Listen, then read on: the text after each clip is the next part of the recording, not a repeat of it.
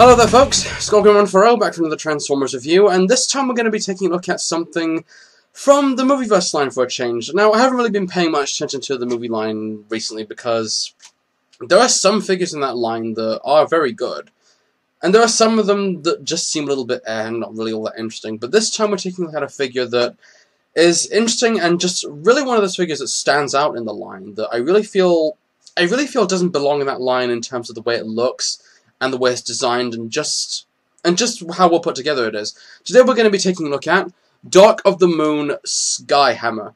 Now, this is just going to be mainly a toy owner review. I'm not going to be going into the character, I'm not going to be going into the background, whatnot. So this is just going to be mainly on-camera toy review for a change. Now, when I say I'm not going to be going into the character, and that there really isn't much character to this guy. He didn't appear in any of the comics, he didn't appear in any of the movies, he didn't appear in any fiction whatsoever. The only thing that we know about him in terms of his bio is that he is one of the only Autobots in the movie line that can fly, and he's a personal assistant to Optimus Prime. That's it. We don't really know anything else about him. And that's a real shame, because I really feel like this character would have been something really interesting if he actually had a character, if he actually had a personality, and if he actually had any appearances in any of the fiction.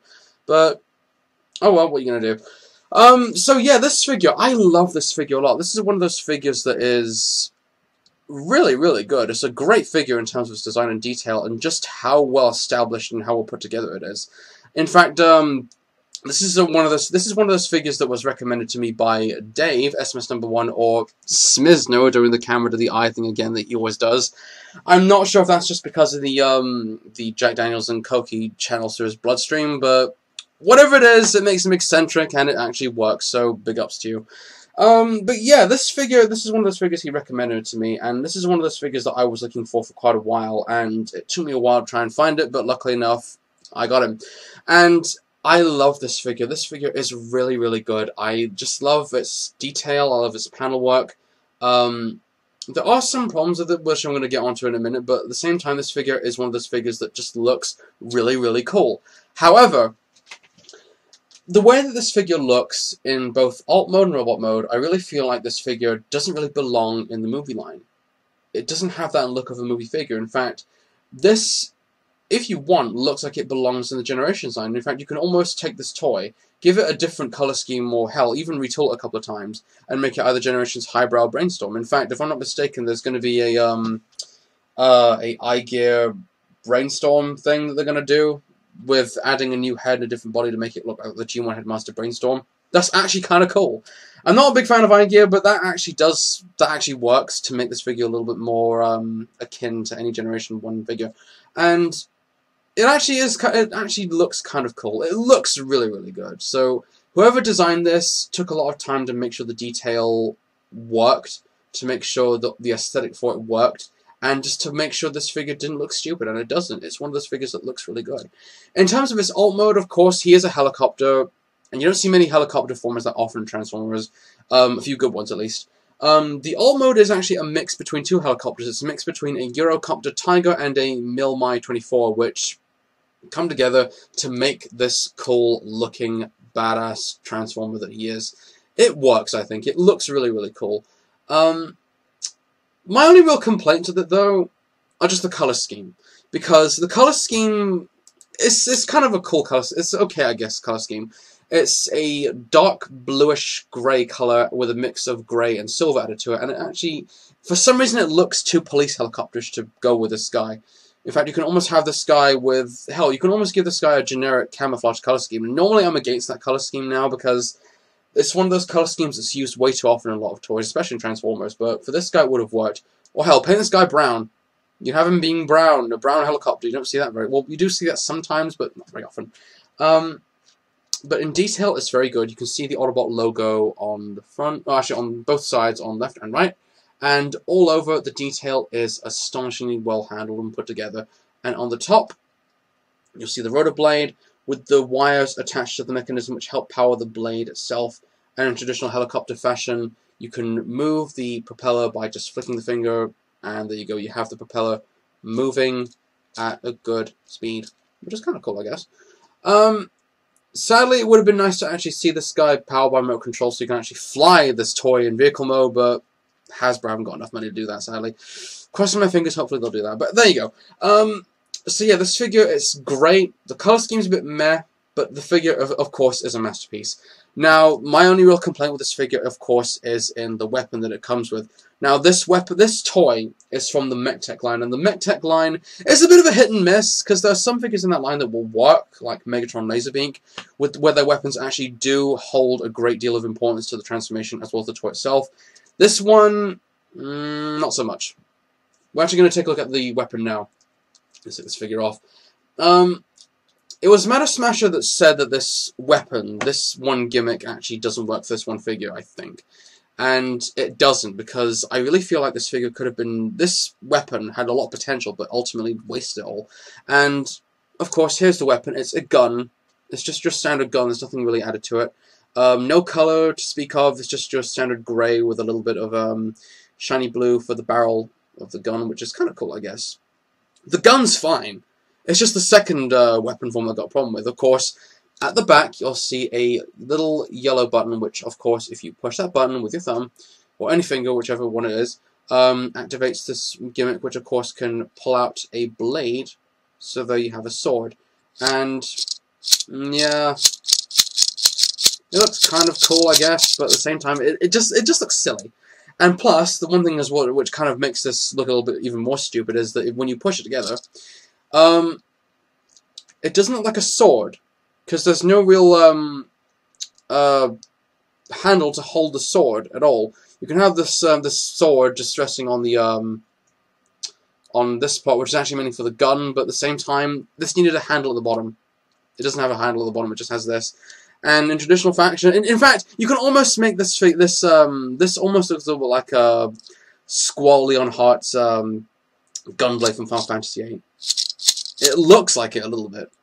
Now there are many different places you can have this weapon attached to. You can have this thing resting at the front, which looks kind of okay, but at the same time, this doesn't stay in at all. It always falls out. And if you look at the bottom, you'll see at the on the bottom of the blade, there's a wheel sculpted into the weapon like that, and it actually, the wheel doesn't move. It's just molded plastic added to the blade, and that's kind of a bit meh. Nothing really all that special about it. And, of course, you can have this thing attached to the wings, either left or right, which looks stupid. To have this helicopter landing with this thing in the way will prevent this guy from even moving at all. And, of course, to ante up the stupid even more, you can have this weapon attached to the side of the helicopter, and then the wings will just kind of run into the weapon on occasional movement. So, yeah, this little weapon isn't really good for this figure that much. I really feel like this weapon could have had a lot of potential, but it's just there for other purposes. We'll get onto this weapon in a minute, but for the moment, though, let's get onto the transformation, because that's what you all want to see. So let's get this guy out of the way. First thing you want to do, of course, is actually take these little weapons out, these rocket launchers from the wings. We'll get onto those in a minute, because those are going to be the second weapon you can actually have for this robot mode. Now, the transformation is a complicated one at best, because it's one of those transformations for movie figures that actually hold a lot of importance. First thing you want to do is just separate this part, which will become the legs. And, of course, rotate these bits around and, of course, fold the feet out, like so. And you'll see the heels and the toe right there. Same thing with this one. And of course, whenever you move the these joints, this little part actually here pops out, where it's another feature to the legs, which actually is kind of cool. They occasionally will fold in and out, but they're there for other reasons, I guess. So there you go. Yes, getting sidetracked. So, and of course, you want to just make sure that the wings just connect from the rest of the body, and just move those out of the way, and then just move the arms out like that. And lift the chest up to reveal the robot chest as well. Well, actually, this is part of the waist, so that's there for a reason. And just separate the arms. We'll get onto those in a minute. The wings, of course, there's actually a way to hide the wings. You can actually just fold these wings down. Of course, at the back, you'll see little stubs, which actually will collide with these holes at the wings to hold them in so they don't move around as much. Which, that's actually good. You don't want to have these wings just moving all over the place looking silly. And finally, you want to just take the hands out of these parts of the arms, like that. Same with this one. And onto the propeller itself. Now, there's something that really bothers me about the propeller, is that on the instructions of the figure itself, it shows that you can actually remove the propeller, when in fact, I've tried moving this thing, it won't come off, and if I do try to move it, it will just break off permanently, and that will be a big shame. So, there is a way to actually just take care of that. Just push the blade in, and then just attach the blades to the back, which of course, if you look in the wings, there's little holes where you can actually just attach these blades there so they stop moving around as much. And here you have Skyhammer in his robot mode. This robot mode is actually very stonking. It's intelligently well made, because the one thing I like about this robot mode as well is that it doesn't actually look more like a Transformer. It looks more like a Gundam. It has a sort of Gundam anime robot look to it, which actually works quite well. And in some Transformers toys, it works quite well. In this case, it does. So, there you go. I mean, this figure actually does have a great-looking robot mode. Now, onto the head. You can actually see on the head, there is some little bit of detail added to it. There isn't really much you can see on the camera, because this is one of those cameras that doesn't really show a lot of detail very often when you throw things close up like that. But the head, of course, has a blue face, has blue eyes. It's sadly not like piping. Instead, the head is a scribbling head.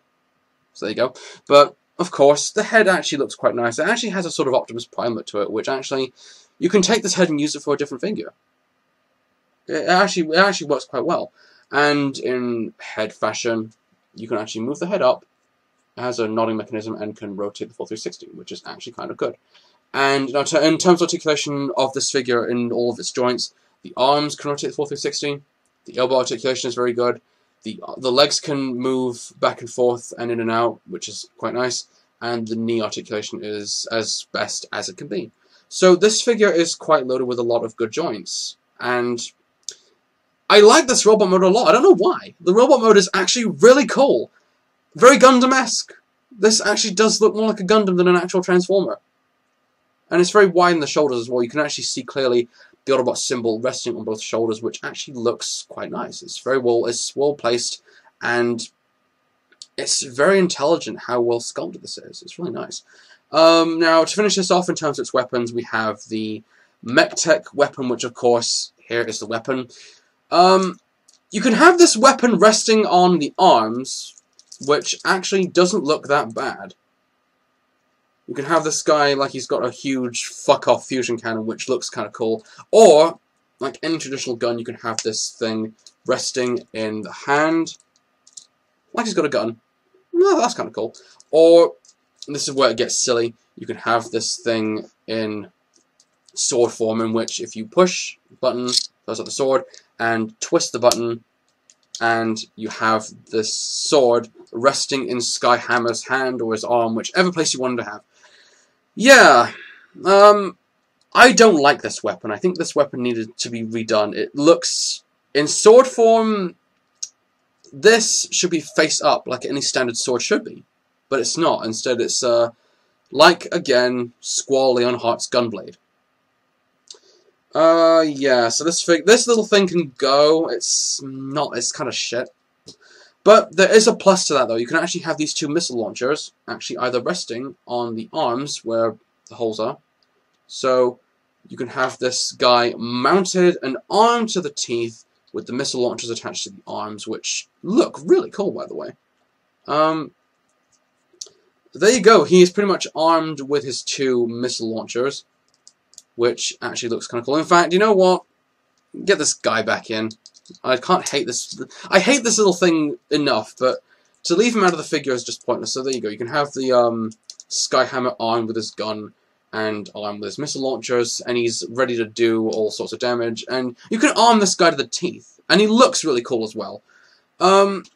So there you go. This is pretty much Dark of the Moon Skyhammer. This is a great toy, but at the same time, I really feel like it belongs in the Generations line as a different Transformer. And the color scheme's a bit meh. The detail is astonishingly well done. I hate the gimmick for this one figure. It needs to be redone. But at the same time, this figure is just really, really well done. It's well handled, and it just looks really cool. So thanks to Smizno for recommending me this guy. I wouldn't have tried to find a better Transformer if I looked under a mat, but this figure just looks really good. So I would highly recommend this figure. Plus, if you like helicopters, if you're a helicopter fan, I'd recommend this toy highly. It's fantastic. So anyway, this has been Dark of the Moon Skyhammer, and I am Skulking140. Thanks for watching, everybody. Until we meet again, see you all soon.